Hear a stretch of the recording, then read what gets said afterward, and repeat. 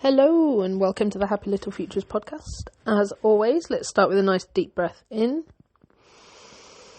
and out. Fantastic. So let's begin.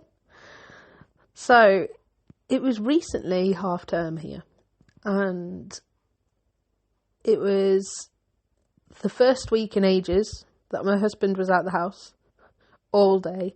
Not just all day, but he left just as the kids got up, and he was back hours after the kids had gone to bed. So it was extremely long days for me. And I had 3 kids all week, which is wonderful, and I always look forward to the holidays. I'm one of those people that is always like, I don't want to give them back, rather than the other way round, which is probably evident by the fact that I was thinking of homeschooling for so long. So it was very exciting to be able to have half term. It was a little less exciting that I wasn't going to have any help all day with them, which I'm used to, but we haven't had that sort of situation for a while because of a variety of reasons. And on top of that, it was the rocky week of my cycle. So I was a bit more on high alert than normal, shall we say, as far as mood swings and stuff like that go. So it was a rough week for everything to fall, basically. And it's, on reflection, it's got me thinking about the little things that I did and that we did as a family and that my eldest in particular did, to sort of work through it. Because on weeks like that, the opportunity for self-care feels almost impossible.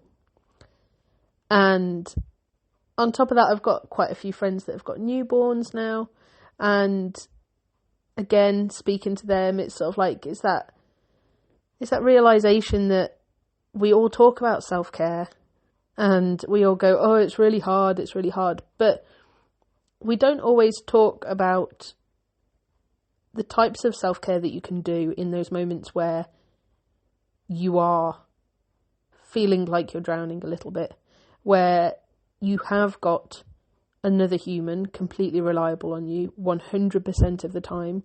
Like in the early days, if you're breastfeeding in particular, you are just, well, I used to just call myself a milk machine. I used to say I just feel like a cow all the time because I'm just constantly being milked.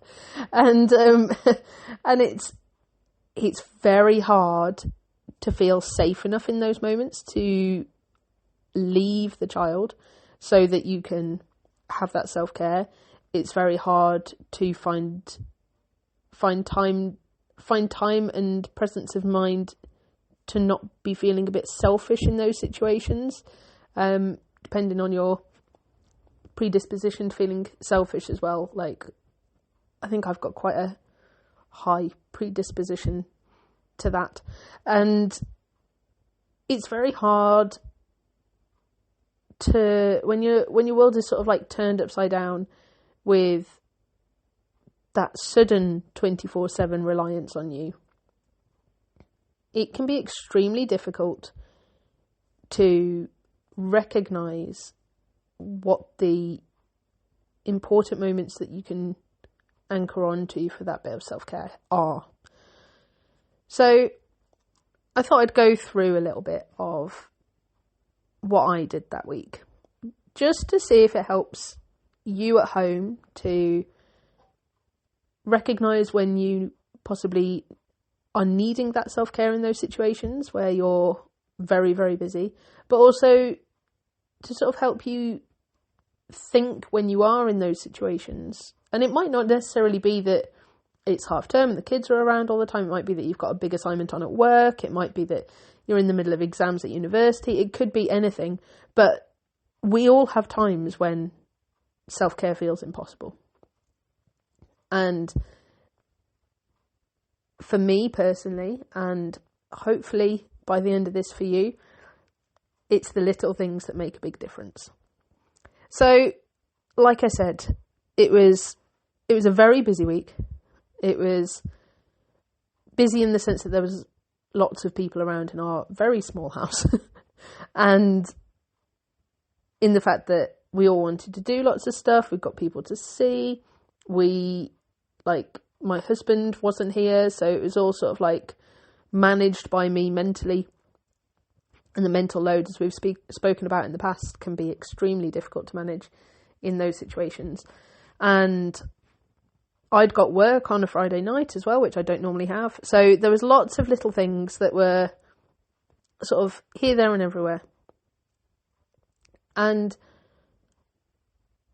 in those moments, it can be very difficult, like I've said, to sort of find that space, find that mental clarity, and find that anchor almost to help just lift you, to ground you enough to keep going. So I quite often, even at the start of these podcasts, we take a breath together. At the end of the podcast, we take a breath together.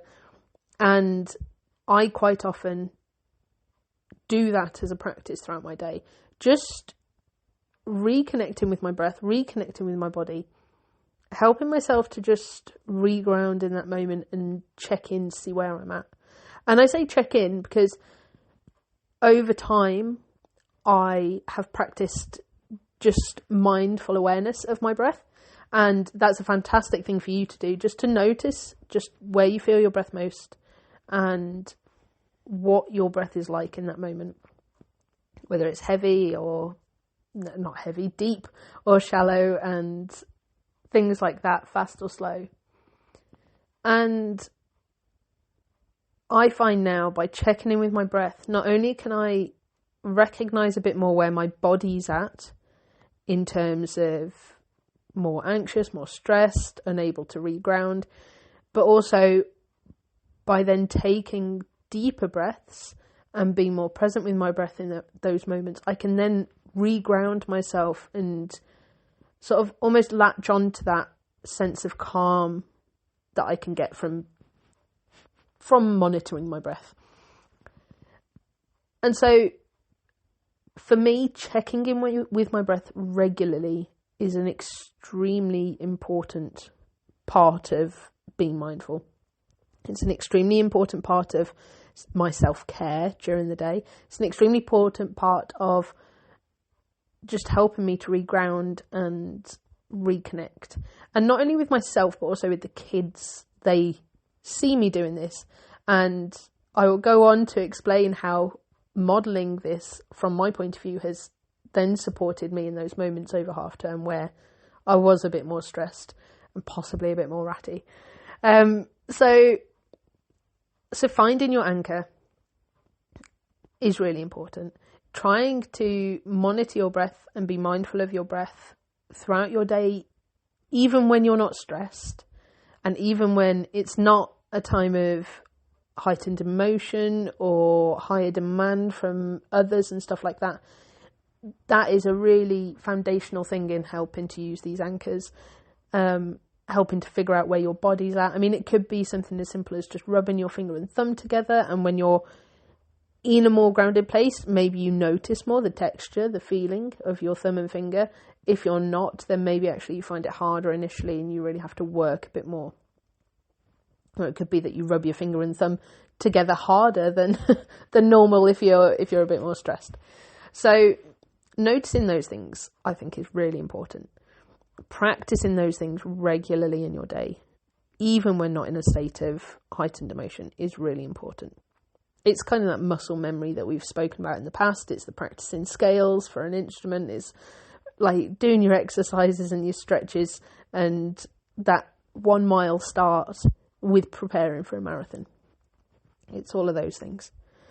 So that for me was fundamental and carried me through in many ways, including times when, like I said, I was stressed and overwhelmed at times, and it doesn't help when there's lots of toys on the floor and stuff like that, does it?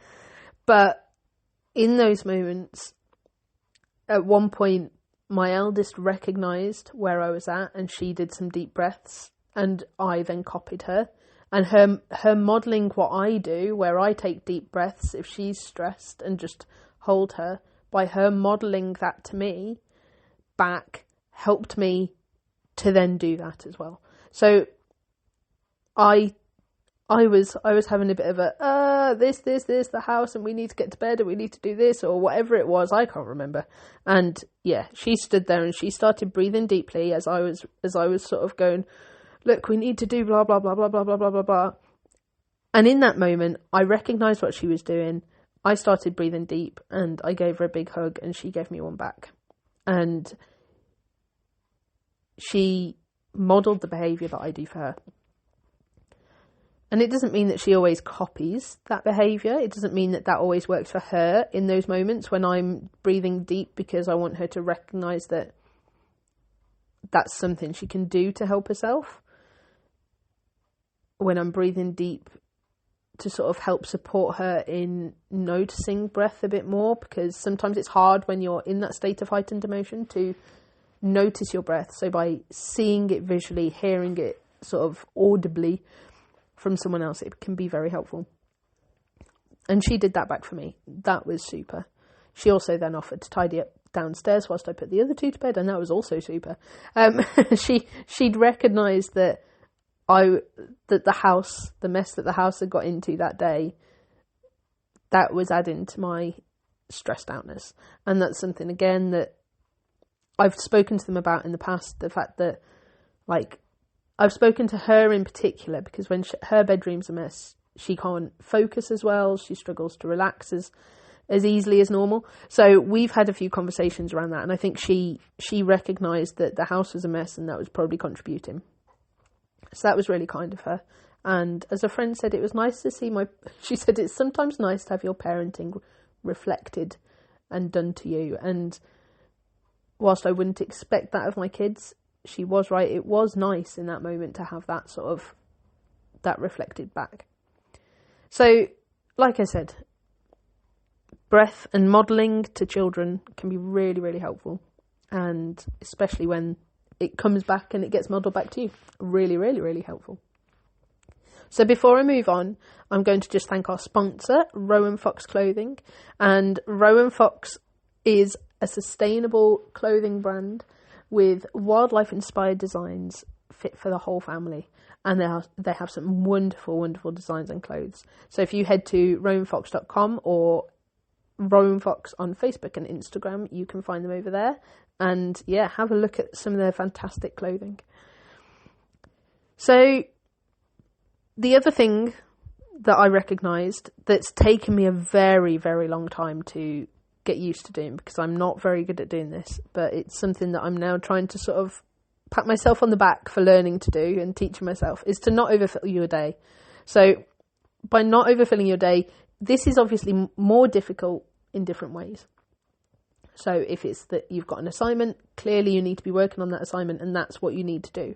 But you could not overfill your day by batch cooking some meals beforehand, making it so that it's a jar of pasta sauce instead of making a pasta sauce for tea, making it so that it's sandwiches and toast throughout the day, and yet you just have to go easy on yourself in that way. You could do it so that it's not, maybe you're working from home instead of in the office if you have that luxury, or other little things like that. Just really not pushing yourself. Maybe that day that you've got all that stuff on, maybe you don't need to do the washing that day. Maybe actually you can save that load and deal with it tomorrow. And sometimes that's okay, and sometimes that is needed. So I just have a sip of tea. So in my instance, personally, I have in the past had a big tendency to go, right, we're doing this morning and this afternoon, and then we get in at tea time, eat tea, and it's bed. And that's great in many ways because we get to do so many things and everything's great. However, I burn out within days of the holidays starting by doing that. And I have the the other tendency, if I'm not overfilling my days, to feel guilty for not doing lots of stuff. So this now sort of comes in two parts, really. It's the recognizing that we don't have to do it all. So recognizing that in my instance, I don't have to see a friend in the morning and then go for a walk in the afternoon. I don't have to sort of go out for the whole day, every single day of the holidays. It's recognizing that actually it's okay to have some time at home, either in the garden or, I mean, they just played, actually. They were quite happy playing. Have some time at home doing that, and then do something for the other half of the day. It's okay to sort of time block that time so that it's not an overwhelming, we've got the whole day to fill. It's sort of like, this half of the day we're going to do this, and this half of the day we're going to do that. It's okay to do that. And that sort of okay to do that leads on to my second point tied up in this, which is letting go of self-expectation. I think, especially nowadays, we place everything on our own shoulders. There is a tendency to go, I've got to do this, I've got to cook from scratch, I've got to do a load of washing a day, I've got to load the dishwasher and make sure that's done every single day, I've got to then have a sparkling clean house all the time, there has to be no toys around every single night, it all has to be put away properly, I have to make sure that my kids have been out in the fresh air and then have not watched any telly and done X, Y, and Z and all sorts of stuff. And I have to do all of that whilst also working full-time or part-time or managing my own business. And that is a near-on impossibility. And I think letting go of that self-expectation of having to do it all, giving yourself a little bit of compassion and recognising that, yes, things are harder at the moment. No, you don't have to get that load of washing done every single day, even though you know in your mind that actually everything will run smoother in the long run if you do that load of washing every single day. That doesn't mean that it is something you have to do every single day. It doesn't mean that future you has the right to be angry at past you for not doing that load of washing every single day.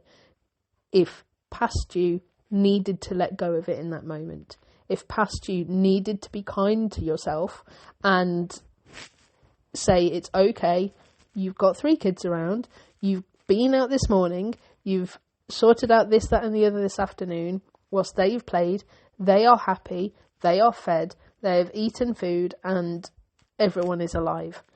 And you are exhausted. And I mean, I've got a lot of other background stuff going on at the moment, which is both mentally and physically draining. And I am having to think that way a lot more. And it's driving me mad in many ways, but having that self-forgiveness, letting go of that self-expectation is vital. And I mean, that's why the podcast hasn't come out in a few weeks, because putting that pressure on myself when I was looking after 3 kids and running around and having very, very long days, and my husband was having long days and we were both on our knees, it just hasn't fitted in to the day, hasn't fitted into the week. And I've had to go, you know what, as much as I love doing this right now, that's not what's important. Right now, I need to be in a good place to go and get my kids this afternoon and be able to drive the car without feeling so tired that I want to fall asleep and stuff like that. And that makes a big difference to recognise that you can't do it all and to let go of that expectation on yourself.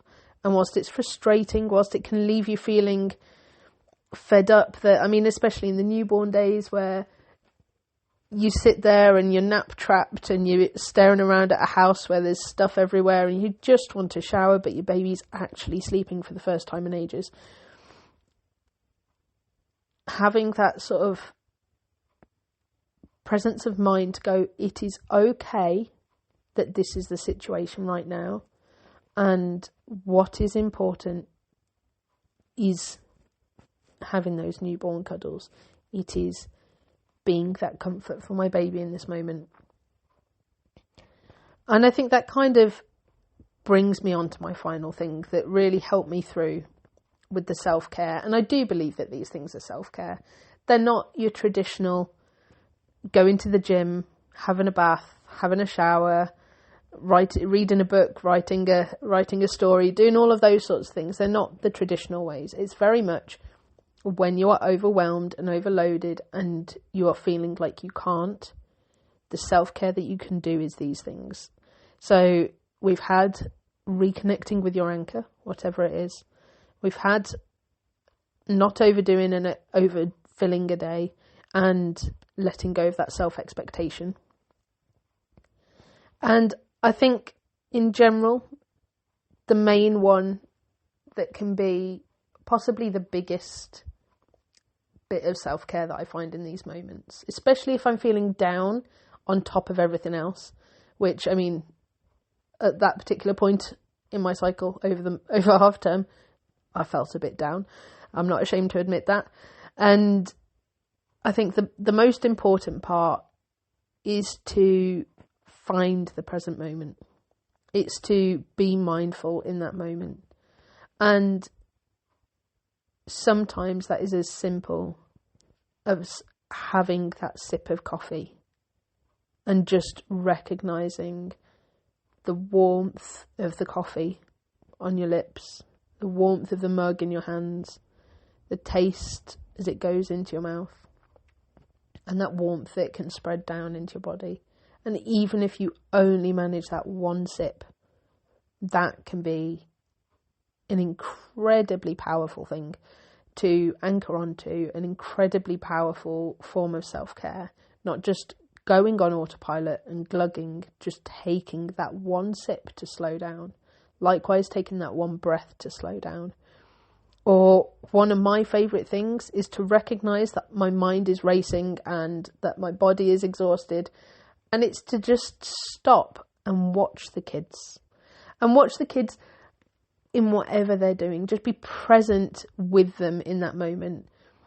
Presently observing without judgment that moment. And sometimes, yes, you want to go, oh, just be careful, don't do that. But sometimes just sort of checking yourself and going, if I hadn't slowed down, I wouldn't see what they were doing. Obviously, if it's unsafe and they need you, don't do that. Always make sure that they're safe. But just recognizing, actually, yeah, they are happy.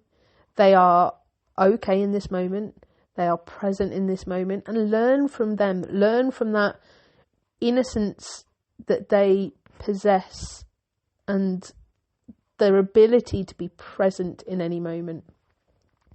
Really, really watch and learn and have them model to you the behaviours that we can easily grow out of as life gets busy and we get overrun with stuff and anxiety takes over. Let them model it to you, because that is an incredible gift. And if you're nap trapped, take that moment to feel your baby's breath on your body, to just listen to them breathing, watch the little twitches in their face. Just take that moment to be present and give yourself permission to be in that moment without judgment and just enjoying life for where you are and where you're at, because that is a beautiful gift. It's a beautiful, beautiful gift. So with that, I am going to love you and leave you. And I'm going to hope that has given you a little bit of food for thought. And if you are in one of those overwhelmed, overworked, newborn or not stages, just take this moment now, this next breath. Take this for yourself and let this be your anchor in this moment. So we're going to take a deep breath in and release. Fantastic. And have a lovely day.